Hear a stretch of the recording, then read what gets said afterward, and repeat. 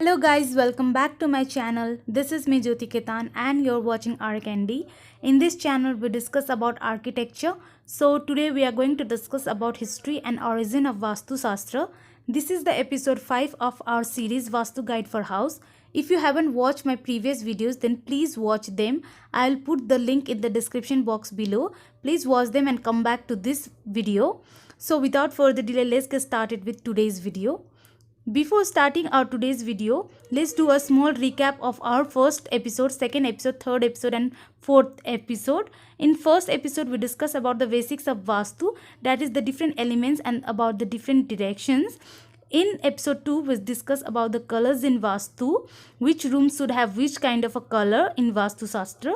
In episode 3, we discuss about the placement of different rooms, that is according to the different direction which rooms are suitable in different directions. In episode 4, we discuss about the Vastu for garden, that is about the different directions in which the different elements of garden are appropriate. So in episode 5, we will all discuss about history and origin of Vastu. So let's get started with today's video.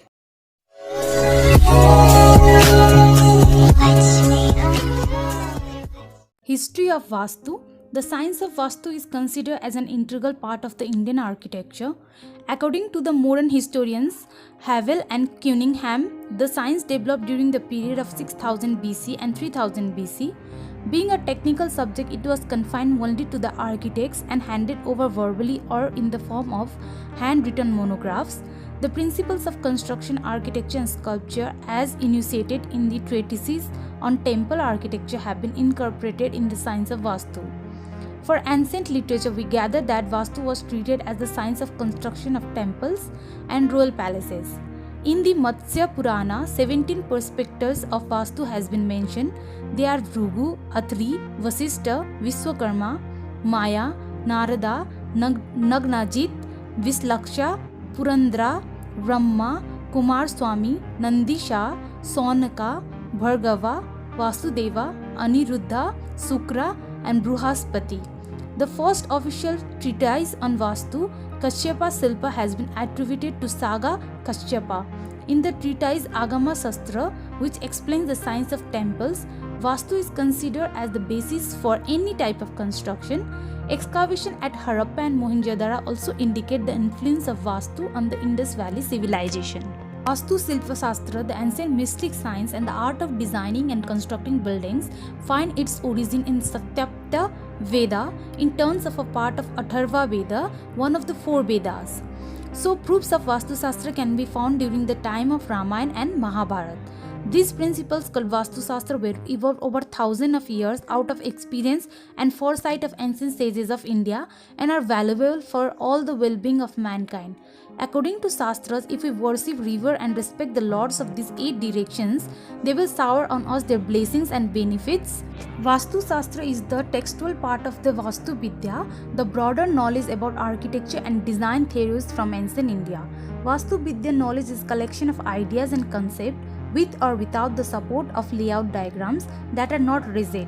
Rather, these ideas and concepts are models for the organization of space and form within a building or collection of buildings, based on their functions in relation to each other, their uses and the overall fabric of Vastu.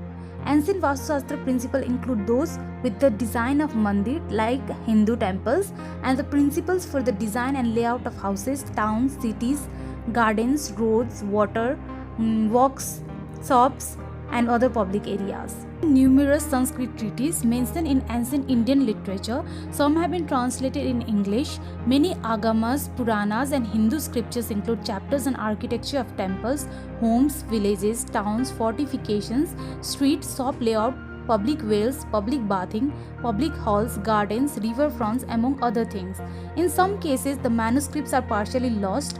Some are available only in Tibetan, Nepalese or South Indian languages, while in other original Sanskrit manuscripts are available in different parts of India. So now let's talk about the origin of Vastu Shastra. The origin of Vastu Shastra may have taken place well over thousands of years ago. The lone men of those days may not have lived in the house themselves, but they mostly definitely dedicated their lives to the development of the science Vastu Shastra or Vastu as it is popularly known today.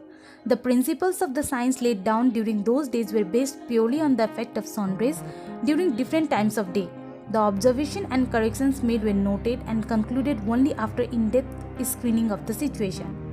Vastu is a part of Vedas, which are believed to be 4 to 5,000 years old. Through penance and meditation, yogis of that period acquired answers believed to have come from the cosmic mind itself to their questions. Hence, Vedas are heeded with the divine knowledge. The art of Vastu originates in Satyapta Veda, a part of Atharva Veda. It is used to be purely technical subject and it was only confined to architects and handed over to their heirs. The principles of construction, architecture, sculpture, etc. enunciated in the epics and treatise on temple architecture have been incorporated in the science of Vastu. Its description is there in epics like Matsya Puran, Skanda Puran, Agni Purana, Garud Purana and Vishnu Purana. There are some other ancient Shastras that pass over the knowledge of Vastu Shastra to next generation like Vishwakarma Prakash, Samrangan Sutradhar, Kashyap Silpa Shastra, Brihad Sanhita and Praman Manjari. Proofs of Vastu Shastra have been found in the Mahabharata and Ramayana also. Since the science goes far back to the times of Lord Rama and Lord Krishna, there are many interesting mythological stories concerning the origin of Vastu Shastra. In the Mahabharata, it is said a number of houses were built for the kings who were invited to the city Indraprastha for the Rajasuya Yagna of King Yudhishthira. Sage Vaishya says that these houses were as high as the peaks of Kailash mountain, perhaps meaning that they stood tall and majestic. The houses were free from obstruction, had compound with high walls, and their doors were of uniform height and inlaid with numerous metal ornament. It is said that the site plan of Ayodhya, the city of Lord Ram, was similar to the plan found in great architectural text Mansara. References are also to be found in Buddhist literature of building constructed on the basis of Vastu. They contain references to individual building. Lord Buddha is said to have delivered discourses on architecture and even told his disciples that supervising the construction of building was one of the duties of order.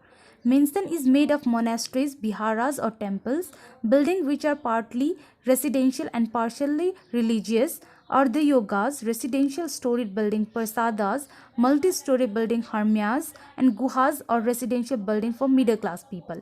The Vastu with the word meaning dwelling is believed to be the residing place of God and man.